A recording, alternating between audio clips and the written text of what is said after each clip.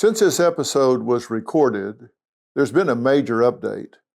On July 2nd, 2025, Bryan Kohberger pled guilty to 4 counts of first-degree murder and 1 count of felony burglary, avoiding the death penalty. And just 3 weeks later, on July 23rd, he was sentenced to 4 consecutive life sentences without parole and an additional 10 years for burglary. The court also imposed a $270,000 restitution and civil penalties. Newly released investigative documents detail how key evidence led to Coberger's arrest. Detectives recovered a DNA-covered Q-tip from his family's trash and linked it to DNA left on a knife sheath found next to Madison Morgan's body.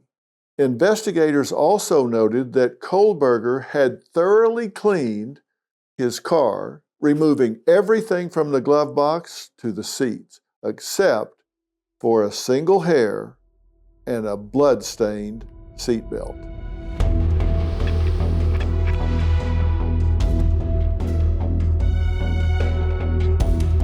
Welcome back to Mystery and Murder, analysis by Dr. Phil. This is the podcast where true crime meets the human psyche. With each case, we explore more than just a story. We journey inside the minds of those who commit unthinkable acts and the victims who endure them. What compels someone to cross the line? And what deeper truths can we uncover about human behavior through these dark tales? That's what we aim to cover here. I want you to come away from these episodes with a much deeper understanding of why people do what they do and don't do what they don't do, and the impact of those choices on their victims. In our last episode, we began unraveling the case of the Idaho college murders, when 4 students were savagely stabbed in their off-campus home near the University of Idaho. The severity of the crime sent shockwaves through the small town of Moscow. And as the investigation unfolded in the following weeks, tension and speculation only increased. Both the FBI and local law enforcement found themselves under immense scrutiny, racing against the clock to identify and apprehend the subject. In the days that followed, investigators knew that it would be essential to put together a concise timeline in order to track the movements of victims Kaylee Gonsalves, Madison Morgan, Xana Kernodle, and Ethan Chapin, in the hopes that tracing their last known whereabouts would lead to their killer. Now let's go through that timeline now. Saturday, November 12th of 2022, early evening, around 8 to 9 p.m., Ethan Chapin and Xana Kernodle attend a party at Sigma Chi Fraternity House located nearby. At approximately 10 p.m., Kaylee and Madison are seen at the Corner Club bar located in downtown Moscow. Now, Sunday, November 13th, 2022, in the early morning hours, the 2 surviving roommates, Dylan Mortensen and Bethany Funk, returned home before the others around 1 a.m. Around 1:40 a.m., Kaylee and Madison leave the Corner Club and are seen on video at a local food truck near campus. Surveillance cameras show them ordering food and waiting for about 10 minutes. Nothing seems awry. They're just kind of milling around beside the truck, along with a lot of other students. Around 1:56 a.m., Kaylee and Madison get a ride home from a private party-hired driver. They arrive back at their 1122 King Road residence shortly after. Around 1:45 to 1:56 a.m., Xana and Ethan returned to the house from the fraternity party. So Sunday, November 13th, during the window of 4 a.m. to 4:25 a.m., police believe the murders occurred. So everybody's now home, of course, and have been for maybe 3 hours. And during this time, this is when the intruder is believed to have entered the house and fatally stabbed all 4 victims, Kaylee, Madison, Xana, and Ethan.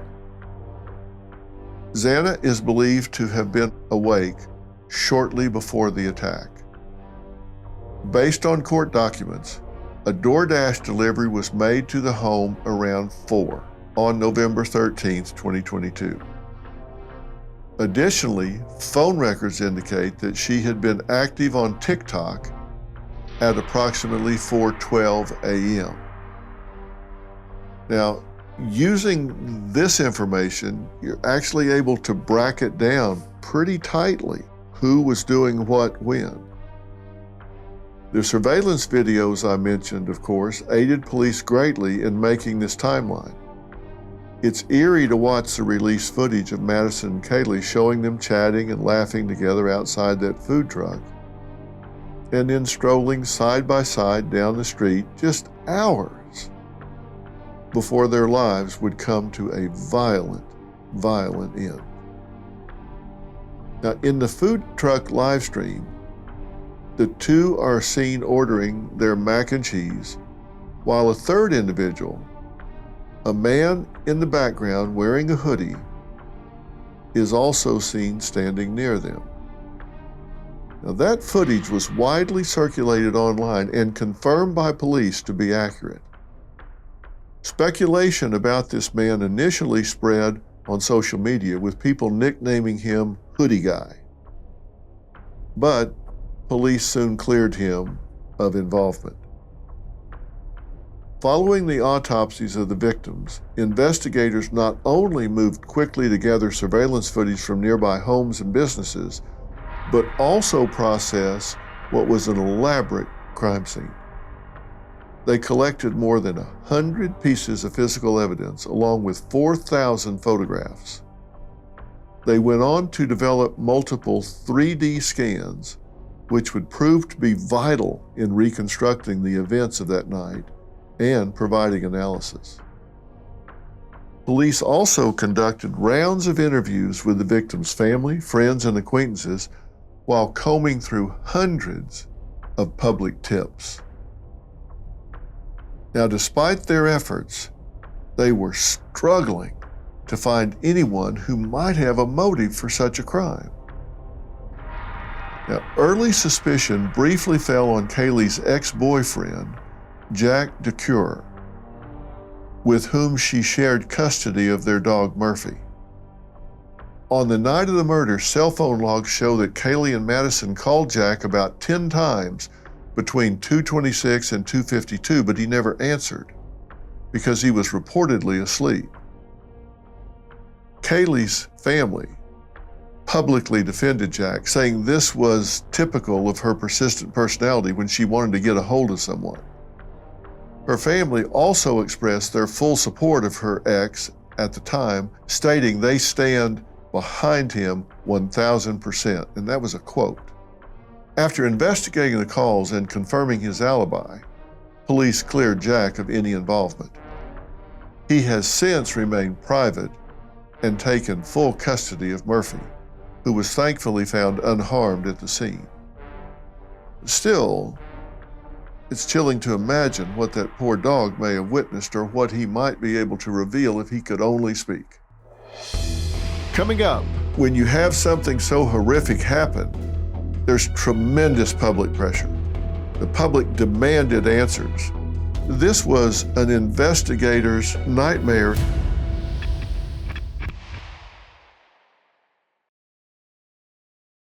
Homeowners, when's the last time you checked on your home title? If your answer is never, then this is for you. Scammers are stealing titles and your equity is the target. criminals forge your signature, and just like that, your home title can be transferred out of your name. That's why I partnered with Home Title Lock, so you can find out today if you're already a victim. Use my promo code Phil at HometitleLock.com and you'll get a free title history report. Plus, you'll get a free trial of their $1 million triple lock protection. That's 24/7 monitoring of your title, urgent alerts to any changes, and if fraud does happen, they'll spend up to $1 million to fix it. That's HometitleLock.com, promo code Phil. I used to sleep terribly, but I found Beam's Dream Powder, a science-backed, healthy nighttime blend packed with ingredients shown to improve sleep. Beam is founded in America and run by people who share our values of hard work. Their Dream Powder is made with a powerful blend of all-natural ingredients: reishi, magnesium, L-theanine, apigenin, and melatonin. Here's the deal.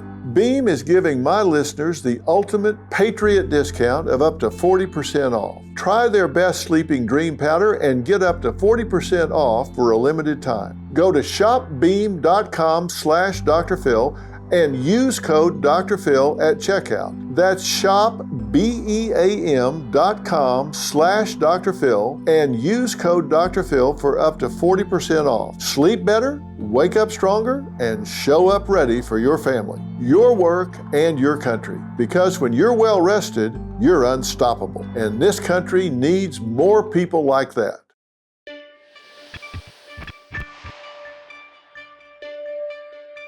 Now, let me talk about the challenges that were faced by law enforcement at the time and still in putting all of this together to have a compelling case. Because having worked with law enforcement a lot, people are always anxious for them to step up and solve a crime, make an arrest, get a hold of someone. But on the other side, they have to make sure that they don't jump too soon. Because if they arrest someone, that individual has the right to a speedy trial. And if police are still putting their case together, and this person insists on a speedy trial and they don't have all their ducks in a row, so they can't meet that standard of beyond a reasonable doubt, even if they have the right person, but they don't have all the dots connected, that person can get away. Or if they get the wrong person and charge them with the crime, and that person proves to not be the culprit and so gets acquitted, it's real hard to come back and get the right person. Now his defense is, oh, so I'm the second person they're charging with this. So they were so sure that they had the person the first time and they were wrong. So now I'm the second person. So why would you think they're any more right now than they were the first time? I mean, there is pressure to get it solved, but you really have to think about, do they have enough evidence? Do they have a critical mass of evidence to get beyond that standard of presenting a case where 12 people can go in a room, sit down, and deliberate this and have nothing about which 12 people could reasonably differ? So you have to be ready. The lack of an immediate suspect or motive was a challenge to them. There wasn't somebody that had a grudge or that had some big falling out with. There were no signs of forced entry, and we know that that's because they just didn't have a pattern of locking everything up. They had no murder weapon, although they had the K-bar sheath. So without an obvious suspect, someone that had some kind of a problem with any of the four that was known to friends and relatives, they had no one to look at. Statistics tell us that it's often a significant other but they quickly cleared those low-hanging fruit kind of suspects. And because the house had multiple residents and visitors, it could be somebody in this person's life, this person's life, this person's life. There's a matrix here. It wasn't just one person. So who was it that triggered this? It wasn't just one person they had to investigate. It was all of these different people. 6 people lived in this house and frequent visitors. So was the culprit there after one person and then encountered the others and had to leave no witnesses? Was that what it was? Or was somebody there to kill everyone? It became a very complex situation. And typical of a college home that also functions as a hangout spot, lots of traffic through there. So making a timeline and the crime scene so complex, the police felt like this thing was growing geometrically in so many directions. The police records indicate that officers were called to the house at least 3 times between August and November to address noise complaints because parties were being thrown there. So that means there's DNA all over the house, there's fingerprints all over the house. Were they old? Were they fresh? Were they relevant to the crime scene, or just people that had been there in past days or weeks? And then there's a massive volume of tips and false leads. Authorities received thousands of tips, many from amateur online sleuths, which just really overwhelmed their resources because you don't know which ones are legit and which ones aren't. So you have to treat everyone exactly the same. And then you have a lot of social media conspiracies. Conspiracy theories and false accusations flourished, including targeting innocent people like Kaylee's ex-boyfriend and others. When you have something so horrific happen, there's tremendous public pressure.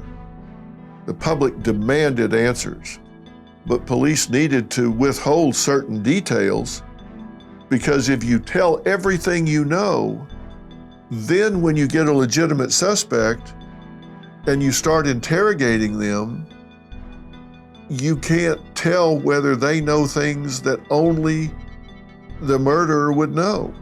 If everything is put out, then you can't find out when you're interrogating, did that person slip and say something that they didn't get from the media? You've got to listen very carefully. Do they slip and say something that they couldn't have known if they hadn't been there? So they have to hold back certain information. The public wants to know it, but they can't give it all out. To this day, information is still being withheld as the case awaits trial. The forensic results, the DNA evidence from the knife sheath took time to process, and that delayed identifying a suspect. So this was an investigator's nightmare in terms of a steep hill to climb. So while the public was understandably desperate for answers, investigators were quietly making progress behind the scenes, bit by bit.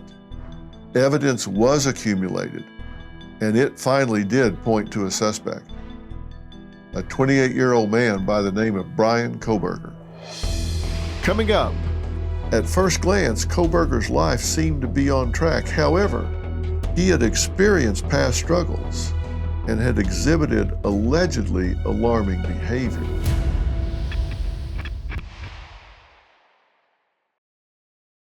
Whether it's talk of a Nobel Peace Prize or fears of World War III, one thing's certain: uncertainty rules the day. And when the world feels this unstable, your finances are on the line. If Iran blocks the Strait of Hormuz, oil prices could skyrocket just like the 1970s.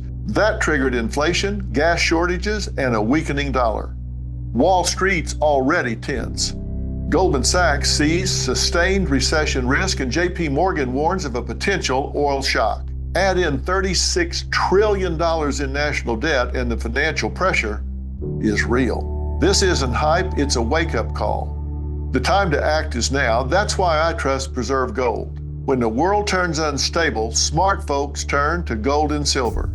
Text Dr. Phil to 50505 to get your free Precious Metals Guide from Preserve Gold. As a bonus, you can get up to $15,000 in free silver with a qualified purchase. So don't wait. Text Dr. Phil to 50505 today.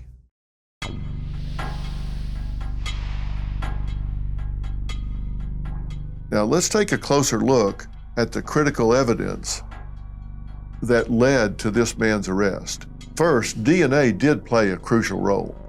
The knife sheath, the one that turned out to have been found next to Madison Mogen's body on her bed, had a small button snap, and on it, a single source of DNA was recovered. The reason that DNA took so long to process was because it was what forensics call touch DNA, which can degrade easily. So when you have skin cells left behind on an object, rather than bodily fluid, for example, like saliva or sperm or sweat, it can be much harder to extract or analyze. And although Coberger had been previously arrested back in 2014 for a misdemeanor theft, he had been 19 at the time and the case was expunged. Therefore, his DNA was not in the combined DNA index system known as CODIS. Therefore, investigators had to be savvy with their findings.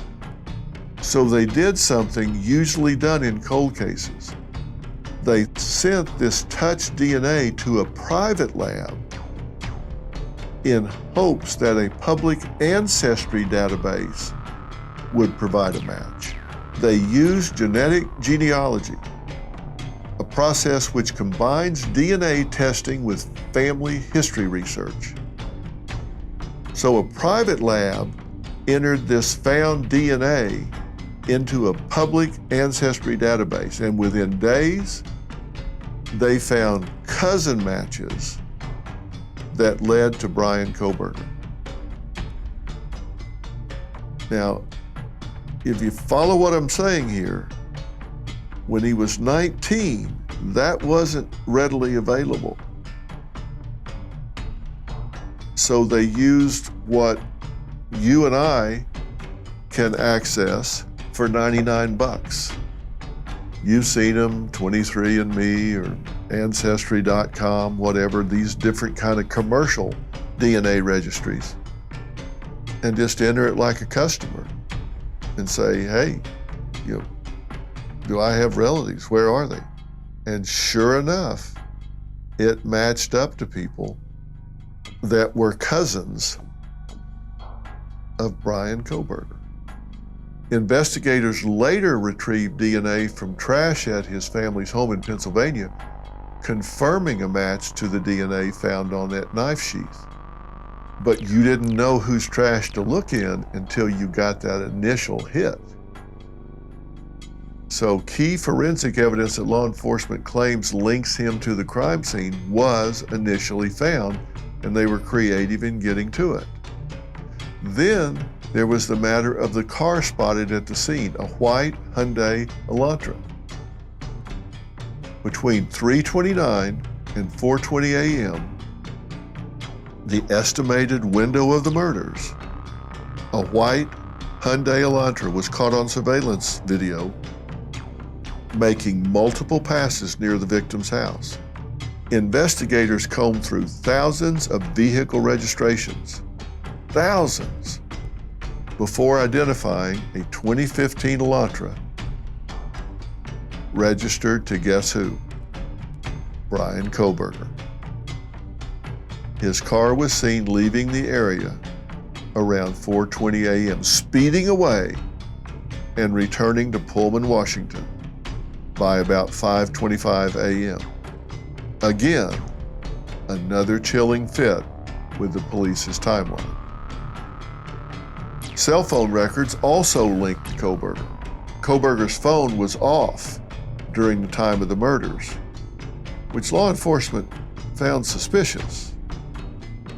But data showed that it had pinged near the victim's home at least 12 times between June and November of 2020, which allegedly suggests he may have been surveilling the area prior to that night. Also, hours after the killing at around 9:12 a.m. on November 13th, Coberger's phone pinged near the crime scene again, indicating that he may have returned. Now, eyewitness description. Finally, adding to all the other things, one of the surviving roommates reported seeing a figure clad in black with bushy eyebrows leaving the home around 4:17 a.m. shortly after hearing what was described as crying and a male voice. That's a quote. The black-clad figure was also described as being athletically built and approximately 5'10" or taller. Now, clearly that's not definitive. Description could fit a lot of people. But it did fit Coberger's appearance and also helped support the timeline made by police.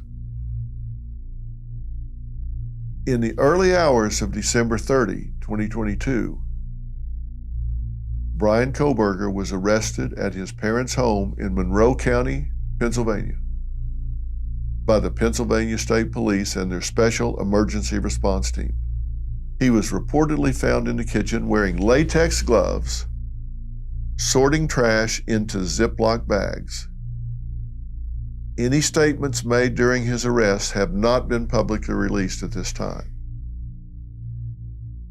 From the home, authorities seized dark clothing, medical gloves, and a flashlight. At his campus apartment, they collected stained bedding, suspected hair strands, and a single glove. So Bryan Kohberger had been taken into custody, but who is the man now accused of allegedly carrying out this horrific crime? Well, Bryan Kohberger was born in 1994, making him 28 years old. At the time of his arrest, he was studying for his PhD in criminology at Washington State University's Pullman campus, where he was also a TA. Coberger had just finished his first semester at WSU. He had previously worked as a security guard for the Pleasant Valley School District after earning his associate's degree in psychology. One of Coberger's neighbors in Washington said the suspect spoke to him about the murders in the days after they occurred. Quote, "He brought it up in conversation," the neighbor said. "Asked if I had heard about the murders, which I did, and then he said, quote, 'Yeah, seems like they have no leads. Seems like it was a crime of passion.' We can infer from this that Coberger, if guilty, was allegedly interested in hearing about what he had done. He allegedly wanted to be the topic of discussion. So this was a guy so fascinated by crime that he was getting his PhD in criminology, where he actually studied under the renowned forensic psychologist Katherine Ramsland. She interviewed the famous BTK serial killer and co-wrote the book Confession of a Serial Killer: The Untold Story of Dennis Rader, the BTK Killer. At first glance, Coberger's life seemed to be on track. However, he had experienced past struggles and had exhibited allegedly alarming behavior. Now, what do I mean by that? Well, his high school experience is interesting. He goes through a physical transformation. Initially overweight at 300 pounds and reportedly bullied, he then loses approximately 200 pounds by his senior year. And after his weight loss, some peers noted that he allegedly became more aggressive and had an interest in dominance. The quote used by sources was that he allegedly wanted to be perceived as an alpha male A friend claimed he would get aggressive, even once putting him in a headlock. And while in high school, Coberger showed a strong interest in law enforcement and even trained in the Protective Services program at Monroe Career and Technical Institute in Pennsylvania. However, his time in the program was cut short after female students reportedly raised concerns about his behavior. A former high school acquaintance told the newspaper, the Idaho Statesman, that Coberger allegedly began using marijuana as a way to cope with the constant bullying that he suffered as a teenager before it escalated into a heroin addiction. In one instance, a former friend claimed that Coberger asked her for a ride, saying he needed to pick up needles for his aunt and that his car had broken down. In truth, he was using the ride to buy drugs from a dealer. While he did get clean and underwent substantial weight loss, this drastic change led him to developing an alleged eating disorder that required hospitalization. And due to excessive skin from Coberger's weight loss, his friends and acquaintances allege that he underwent an abdominoplasty, or what is also known as a tummy tuck. According to a former aunt, his dietary restrictions were very, very weird, and above and beyond being vegan.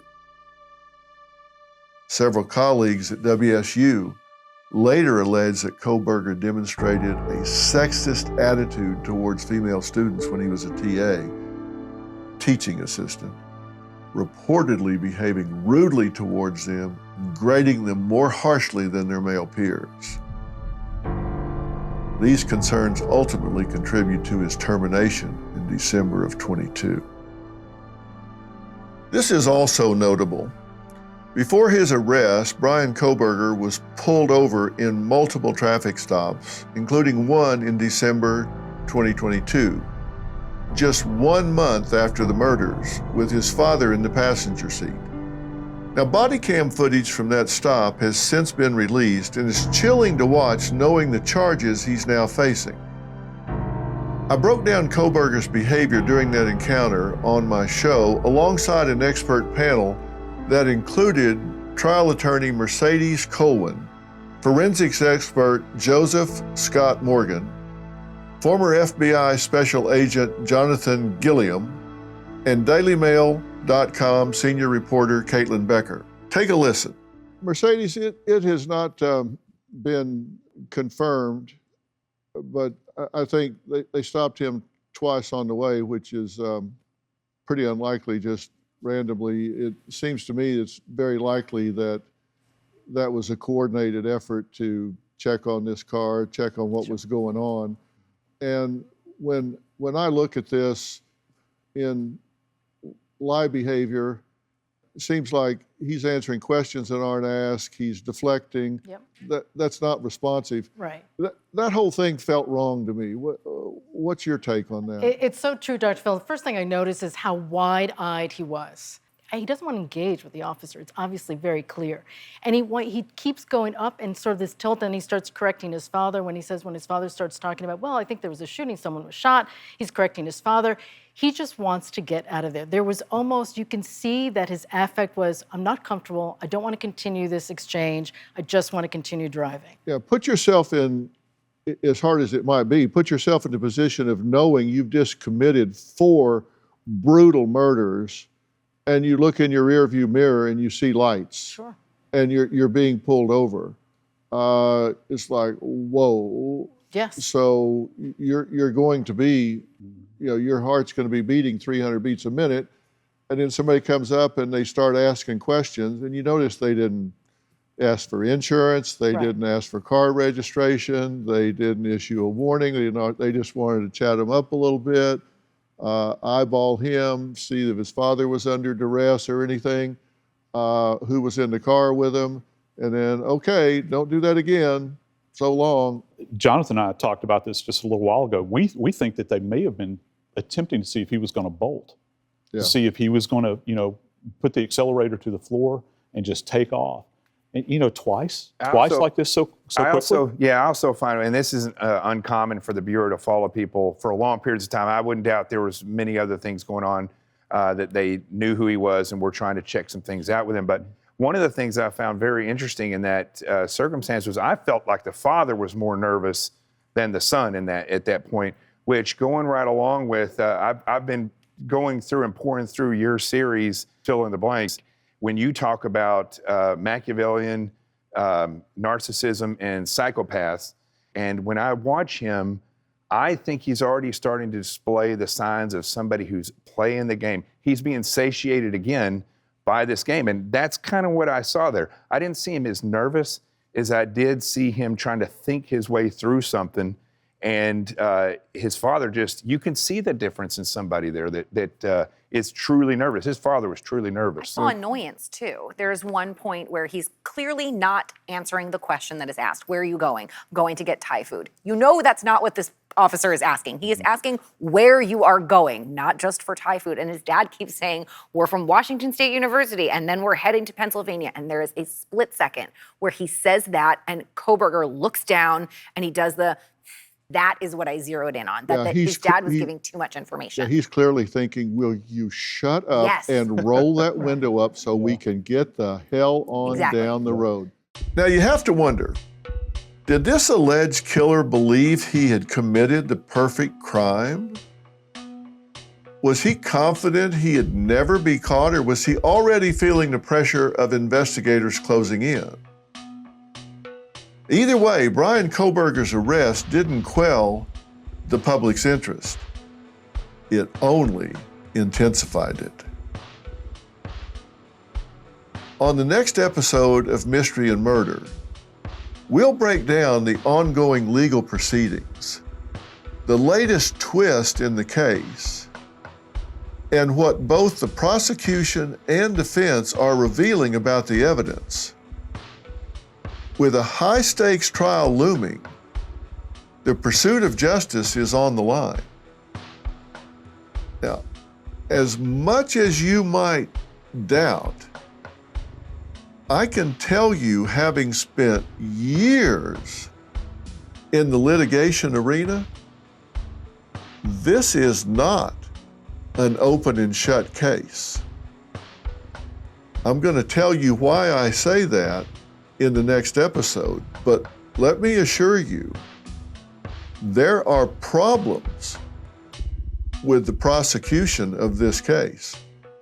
I've said many times, I said it in this episode, before the prosecution moves, they've got to have all of their ducks in a row. They've got to have all of their evidence lined up. And why do I say that?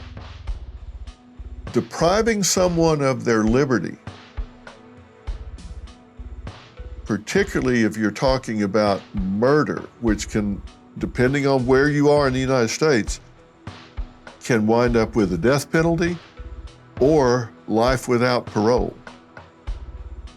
The standard for that is very high.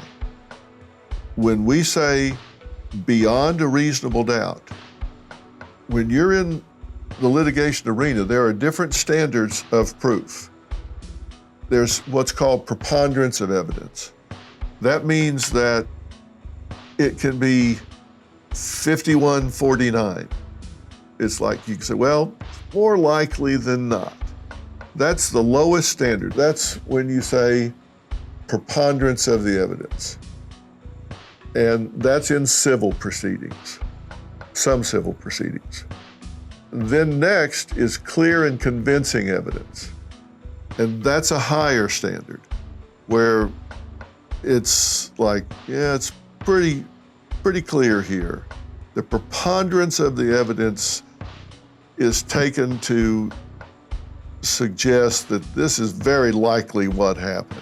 And then there is the standard of beyond a reasonable doubt. And that's when 12 people go into a room, they sit down and review all the evidence, and there's nothing about which anyone can reasonably disagree. That's a very high standard. And you only have to get one person that says, no, I'm sorry, I just don't agree with what you guys are concluding here. One person. So it is a very high standard, and well, it should be. It should be a high standard.